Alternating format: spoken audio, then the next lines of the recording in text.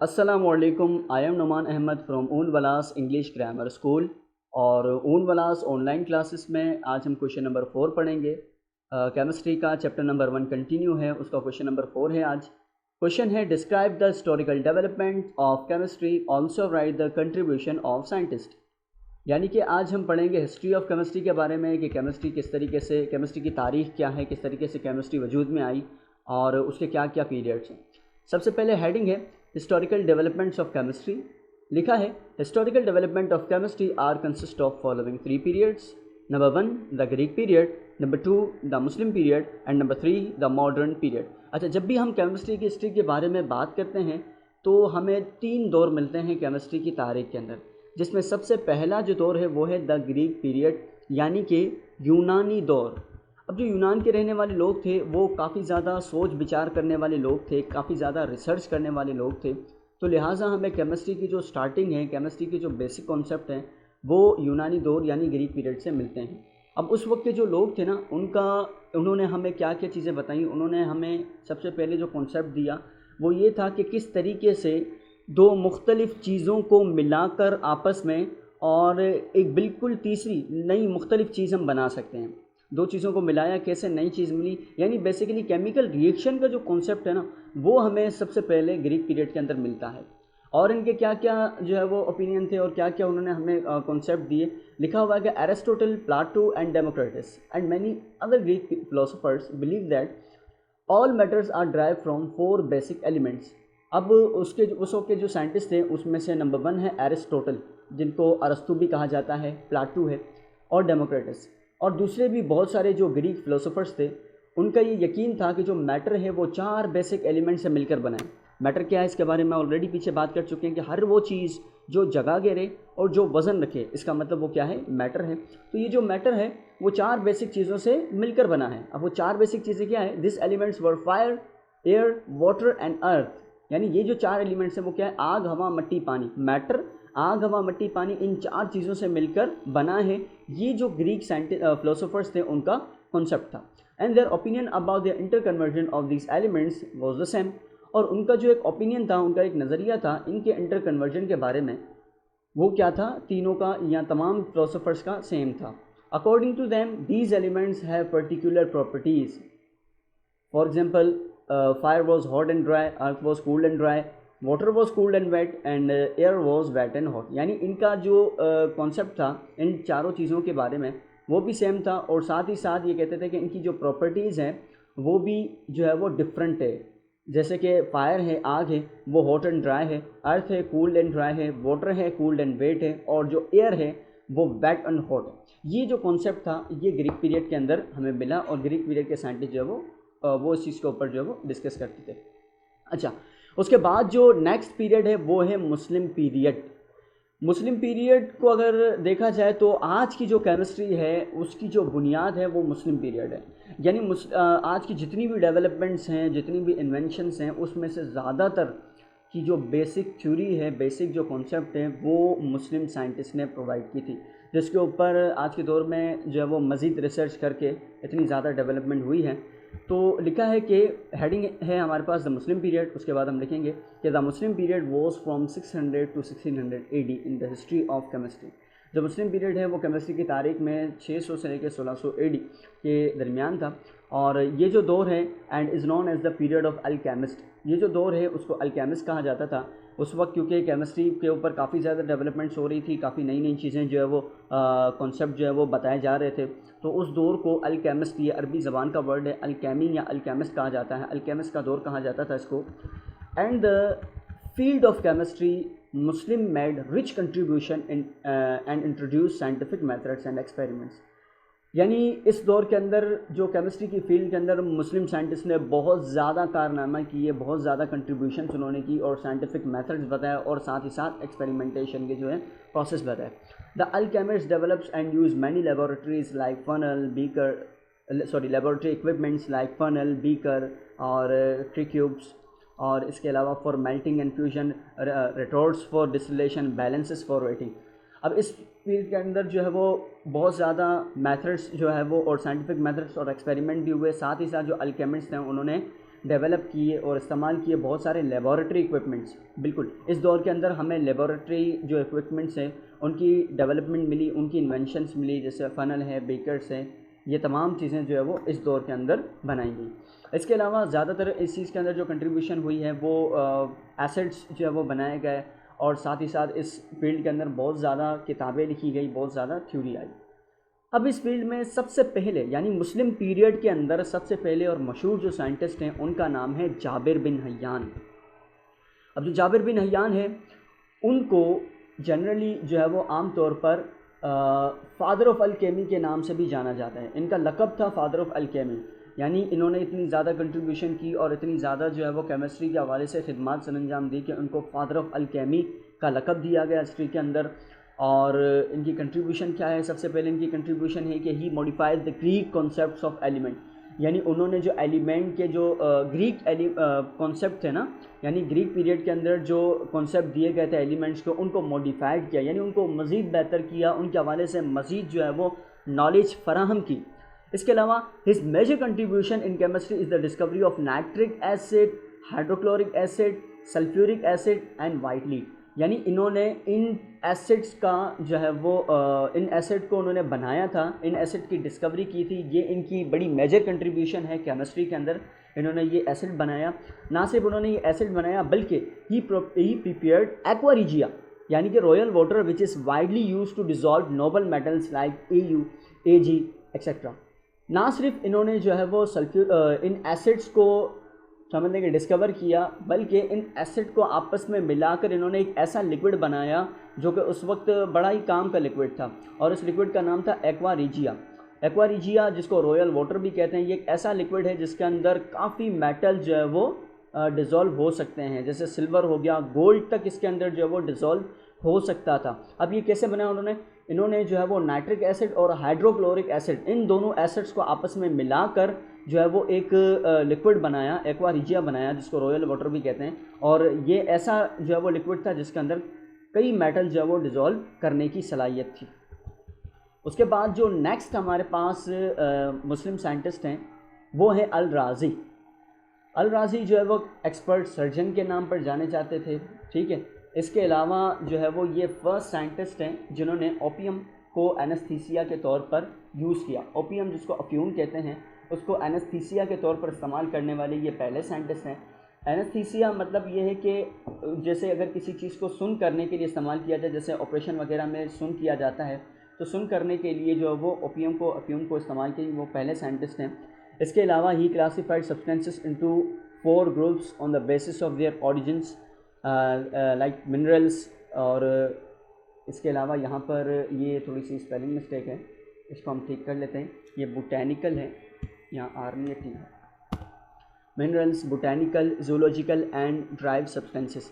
साथ ही साथ इन्होंने क्या किया कि जो सब्सटेंसेस हैं उनको इनके ओरिजिन के हिसाब से 4 मुख्तलिफ ग्रुप्स के अंदर उन्होंने तकसीम कर दिया। नंबर 1 मिनरल्स के अंदर, बोटैनिकल के अंदर, जूलॉजिकल और ड्राइव सब्सटेंसेस में इन्होंने जो है वो उनको क्या किया, डिवाइड कर लिया, तकसीम कर लिया।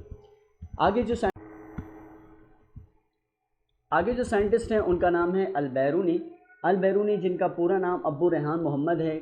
साइंस के अंदर इनकी काफ़ी ज़्यादा कंट्रीब्यूशंस हैं, और जिसमें जो इनकी मशहूर कंट्रीब्यूशन है उसमें ये है कि he was the first scientist who measured the circumference of the earth, यानी वो पहले साइंटिस्ट हैं जिन्होंने अर्थ है उसका सर्कमफेरेंस जो है वो मेजर किया, उसकी पैमाइश की।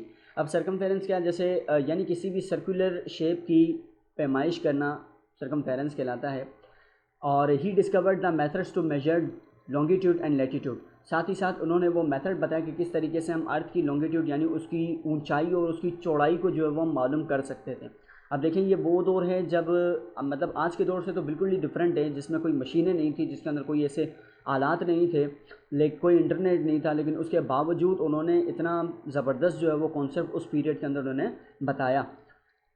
और अगली उनकी कंट्रीब्यूशन क्या है कि he work on 18 precious stones and metals, यानी साथ ही साथ उन्होंने 18 कीमती पत्थर और मेटल्स के ऊपर उन्होंने काम किया, उनकी प्रॉपर्टीज़ बताई और उनकी स्पेसिफिक ग्रेविटी के बारे में बात की। आगे जो साइंटिस्ट हैं उनका नाम है इब्न सीना। इब्न सीना जिनका पूरा नाम शेख अबू अली सीना है, और इनकी जो ज़्यादा कंट्रीब्यूशन है वो मेडिसिन फील्ड के अंदर है, क्योंकि he describe the composition and functions of more than 70 medicines, क्योंकि उन्होंने जो है वो 70 से ज़्यादा मेडिसिन्स की कंपोजिशन और फंक्शन के बारे में वाज़े तौर पर डिस्क्राइब किया, बयान किया। इसके बाद he was probably the first Muslim scientist who rejected the idea that any base metal could be converted into gold. ये तकरीबन पहले मुस्लिम साइंटिस्ट हैं जिन्होंने इस बात को गलत कर दिया, इसको रिजेक्ट कर दिया कि हम किसी भी मेटल को गोल्ड में कन्वर्ट कर सकते हैं। अब ये कॉन्सेप्ट किनका था? ये कॉन्सेप्ट था ग्रीक पीरियड के लोगों का। अब ग्रीक पीरियड के लोगों का कॉन्सेप्ट क्या था कि वो किसी भी चीज़ को, किसी भी मेटल को सोने में चेंज कर सकते हैं, यानी गोल्ड में चेंज कर सकते हैं। तो उनका मतलब कॉन्सेप्ट था कि एक ऐसा स्टोन है जिनका नाम था फिलोसोफर स्टोन।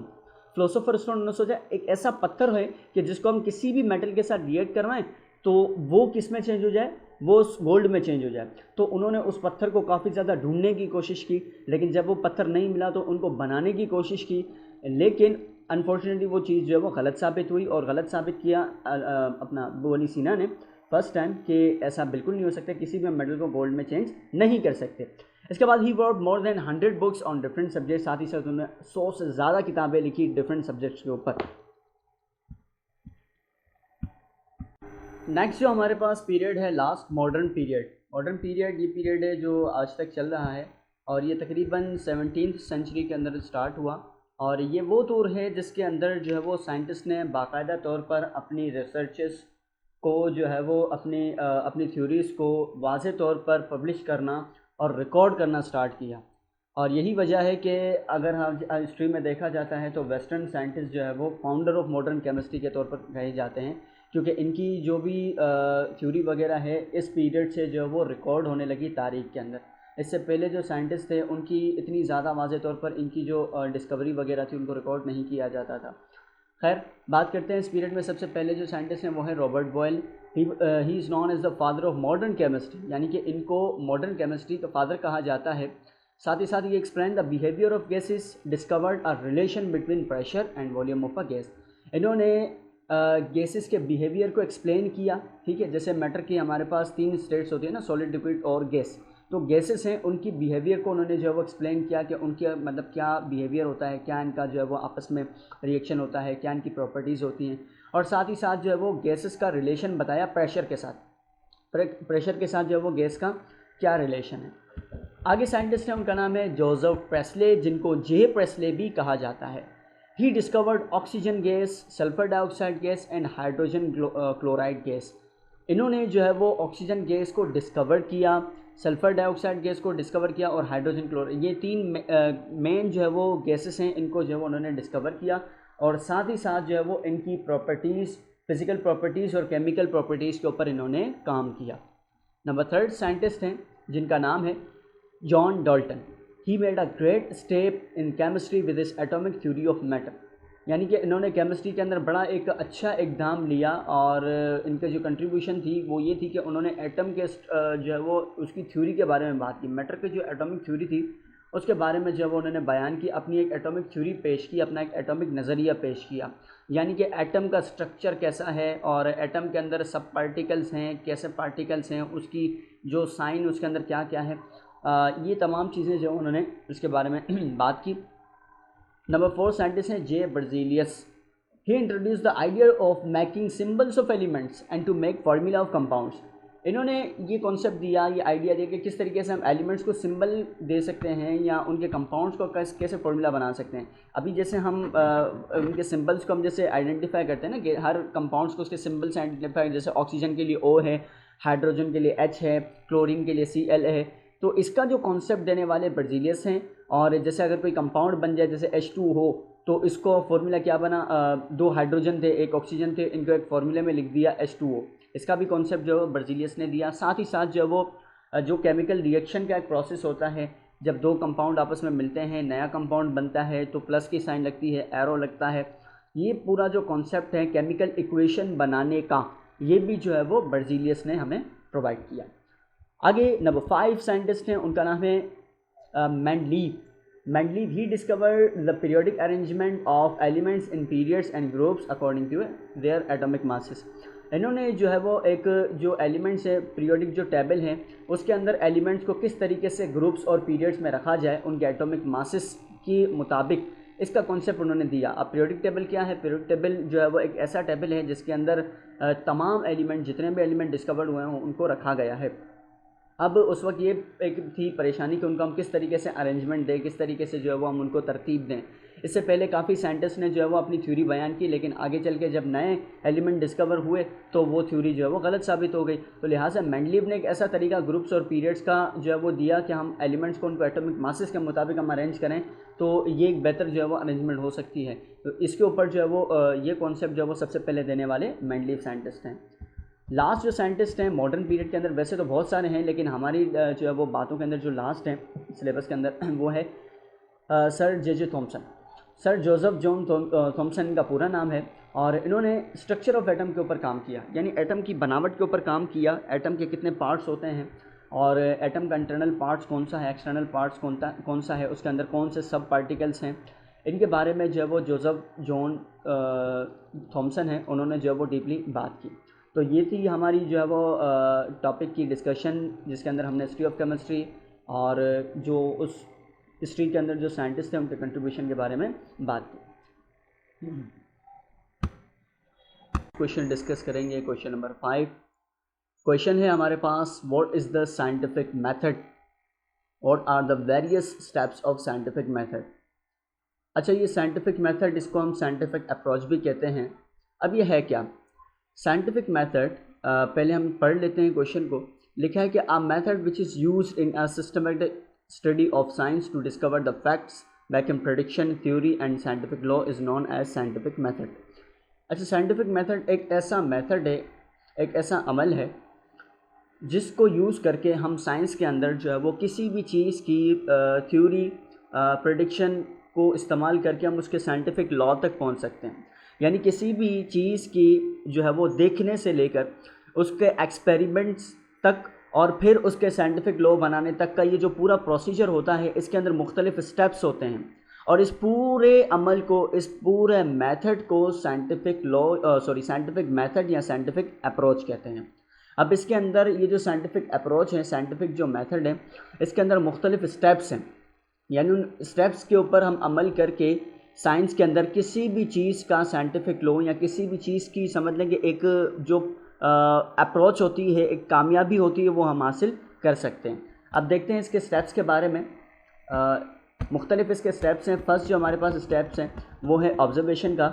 लिखा है कि the different steps use in a scientific method और अप्रोच आर एज फॉलो, यानी मुख्तलिफ जो स्टेप्स इस्तेमाल किए जाते हैं साइंटिफिक मेथड या साइंटिफिक अप्रोच में वो दर्जल हैं।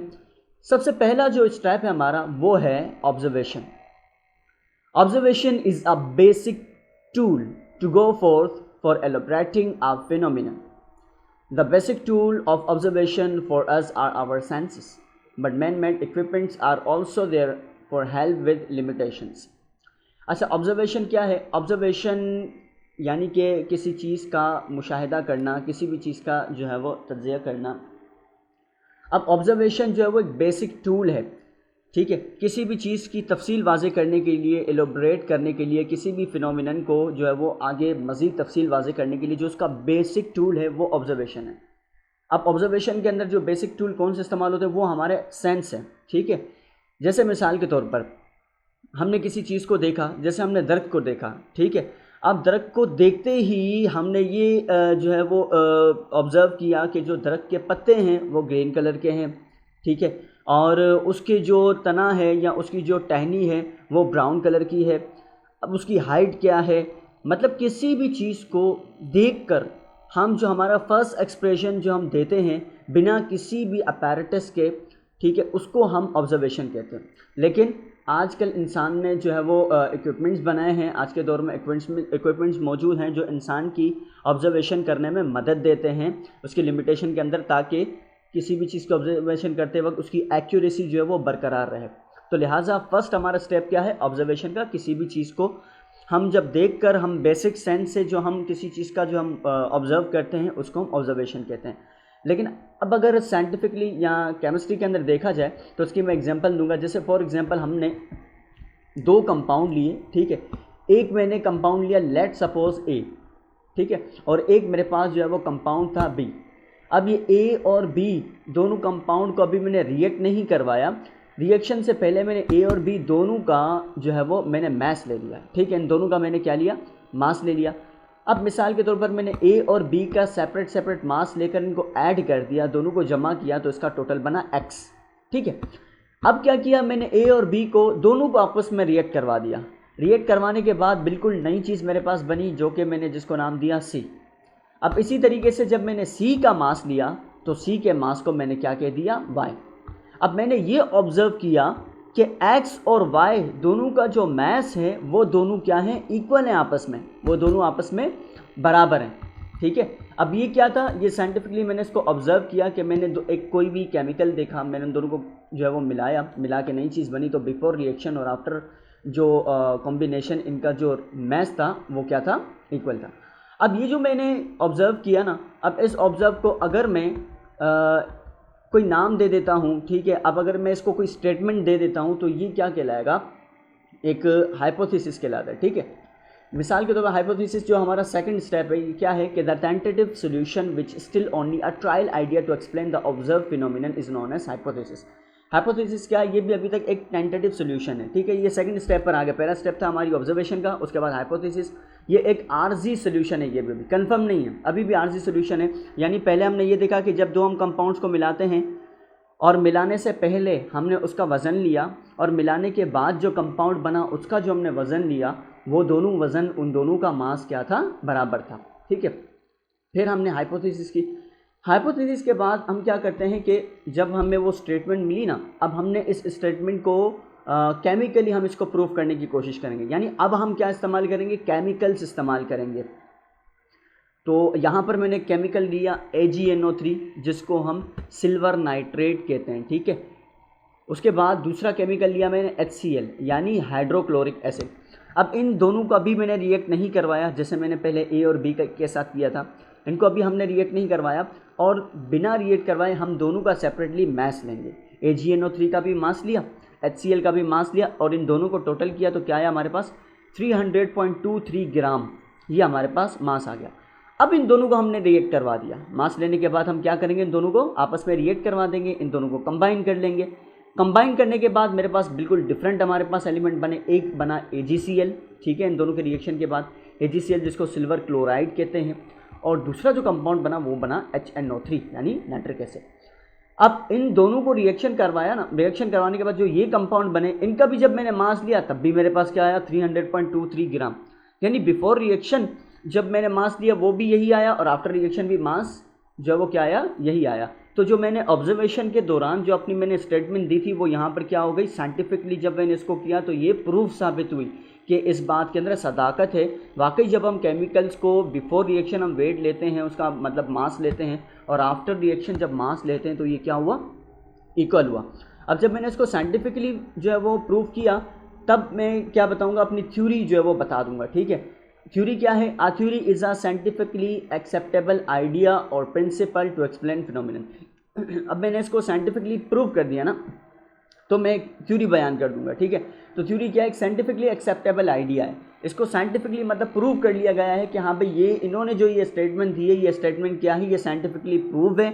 अगर हम इसको किसी केमिकल्स के साथ भी ये स्टेटमेंट अगर हम अप्लाई करते हैं तो ये बात बिल्कुल सही साबित होती है, ठीक है। अब इसके अंदर जो है वो मज़ीद गलती की गुंजाइश को कम करने के लिए इसको बार बार जो है वो इसको जो दूसरे साइंटिस्ट हैं वो इसको दोबारा से ट्राई आउट करते हैं, उसको चेक करते हैं। जैसे फॉर एग्जांपल ये स्टेटमेंट पाकिस्तान के साइंटिस्ट ने दिया, अब जब ये स्टेटमेंट जो है वो एक रिकॉर्ड हो गई, ये पब्लिश हो गई, तो इस रिकॉर्ड को जो है वो बहुत सारे और साइंटिस्ट इंडिया के, अमेरिका के साइंटिस्ट जो है वो क्या करेंगे, इसको चेक करेंगे कि हाँ भाई उन्होंने ये जो स्टेटमेंट दी है कि हम बिफोर रिएक्शन और आफ्टर रिएक्शन जब हम कंपाउंड्स को वेट लेते हैं तो वो इक्वल होता है। तो जब उन्होंने सब ने चेक किया और ये बात जब सही साबित हुई तब हम इसको क्या कहेंगे, साइंटिफिक लॉ का नाम देंगे। अब साइंटिफिक लॉ क्या है, when a theory is tested again and again and is found fit according to the facts giving valued predictions is called scientific law. यानी कि जब हम थ्योरी को बार बार चेक करते हैं और चेक करने के बाद जो इसका रिज़ल्ट है वो बिल्कुल अकॉर्डिंग टू जो है वो जो हमने स्टेटमेंट दी हुई है उसी के हिसाब से इसका आंसर आता है, उसकी वैल्यू आती है, तो हम इसको फिर क्या नाम दे देते हैं, फाइनली साइंटिफिक लॉ का नाम दे देते हैं। ठीक है, यानी साइंसी कानून। अब इस लॉ को जब ये लॉ बन चुका है तो अब हम इसको दुनिया के किसी भी जो है वो लेबॉरेटरी में या किसी भी जगह पर जब हम इस लॉ को हम परफॉर्म करते हैं तो इसका जो वो आंसर यही आता है। ठीक है, अभी जो मैंने आपको एग्जांपल दी है बिफोर रिएक्शन और आफ्टर रिएक्शन का जो मास इक्वल होने की, ये law of conservation of mass है। ठीक है, अब इसके हवाले से आगे डिटेल आएगा क्वेश्चन चैप्टर नंबर 2 में, तो वहाँ पर हम इंशाल्लाह डिटेल में पढ़ेंगे। उम्मीद है आपको जो है वो समझ आ चुका होगा साइंटिफिक अप्रोच का जो टॉपिक है, और जो है वो अपना ख्याल रखिएगा। अल्लाह हाफ़िज़।